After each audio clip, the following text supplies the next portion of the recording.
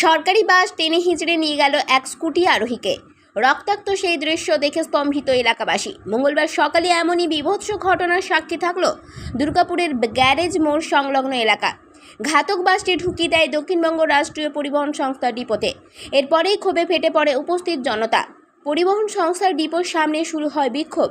ঘটনাস্থলে কোকোভেন থানার পুলিশ এলে পুলিশের সাথেই বচসা শুরু হয়ে যায় উত্তেজিত জনতার। গ্যারেজ মোড় সংলগ্ন রাস্তা অবরোধ শুরু করে দেয় স্থানীয় বাসিন্দারা।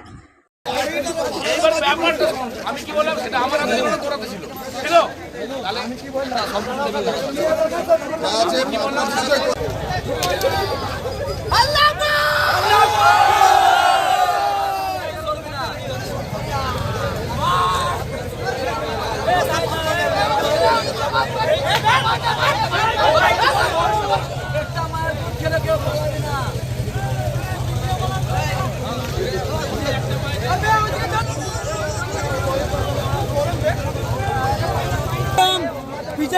এক প্রত্যক্ষদর্শী জানাচ্ছে, দক্ষিণবঙ্গ রাষ্ট্রীয় পরিবহন সংস্থার একটি বাস বেপরোয়া গতিতে দুর্গাপুর গ্যামন ব্রিজের দিকে ছুটে যাচ্ছিল।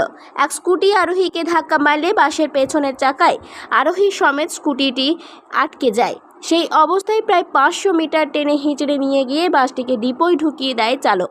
পথচলতি মানুষ বাসটিকে হাত দেখিয়ে দাঁড়ানোর কথা বলেও বাসটি না দাঁড়িয়ে বেরিয়ে যায়।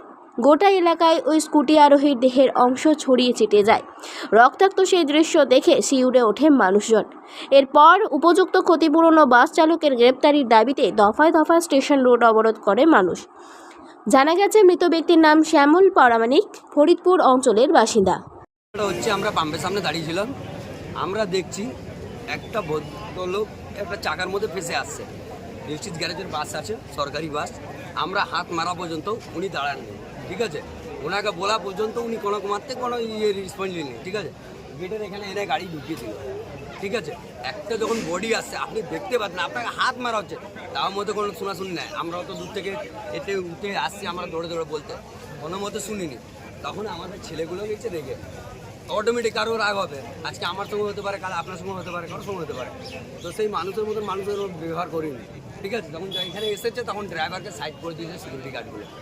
একটা সিকিউরিটি গার্ড একটা অন্য গাড়ি ঢুকতে দিয়ে দিবে, প্ল্যানটার ভিতরে দিবে না।